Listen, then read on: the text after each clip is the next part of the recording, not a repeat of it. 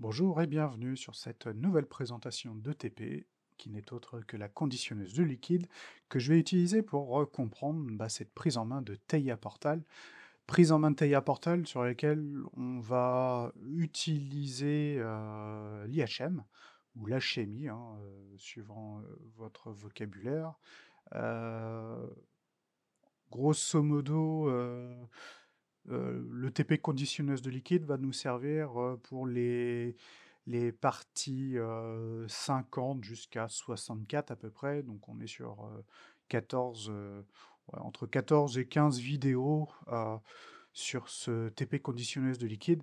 Alors, qu'est-ce que c'est que ce TP? En fait, on va étudier pas les fonctions avancées, mais des fonctions assez particulières qu'on va retrouver sur les HMI de chez Siemens. Alors, pour l'étude, on va partir sur un TP 900, je pense, TP 900 confort, sur lequel on va tenter de réaliser ce type de dessin. Comment ça fonctionne? En fait, on va avoir un petit pot qu'on va pouvoir sélectionner.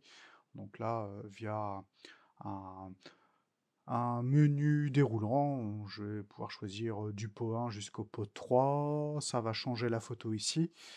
Dès lors qu'on activera le tapis, qu'on activera ici une vitesse, le petit pot, le but c'est qu'il avance.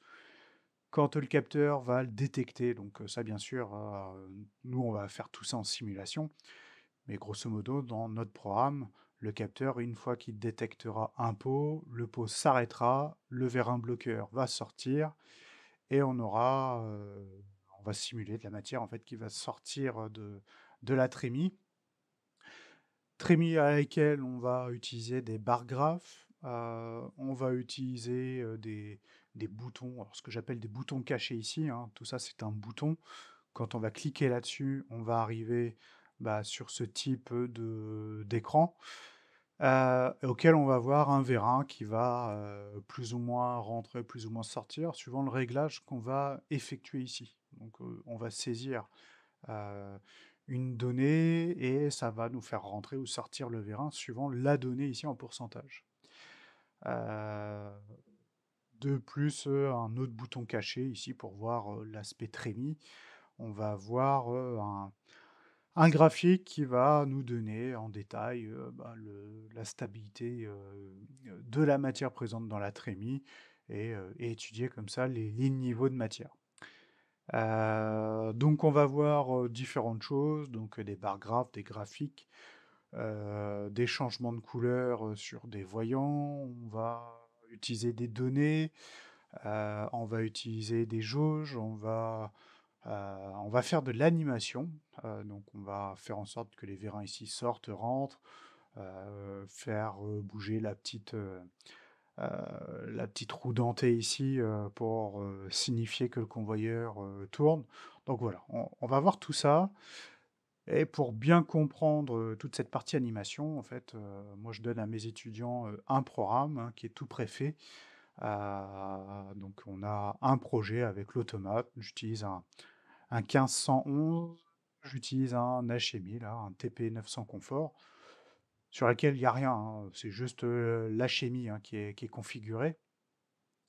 Par contre, côté PLC, eh bien, j'ai déjà des blocs de programme qui ont été faits sous forme de FC, avec une partie animation.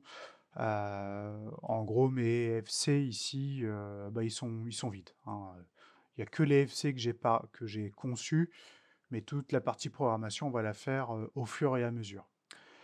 Au niveau du bloc de données, j'ai quand même quelques données que j'avais créées au préalable. Et au niveau des variables API, pareil, j'ai mes quelques entrées et sorties automates. Je vais utiliser des entrées et des sorties analogiques. Et on va utiliser aussi des bit systems pour faire du clignotement et notamment aussi pour faire de l'animation. Donc ça, on va voir ça au fur et à mesure des vidéos. Donc je vous dis à très vite sur la vidéo numéro 50 qui consistera à placer des images en interne sur un HMI depuis Teia Portal. Donc je vous dis à tout à l'heure.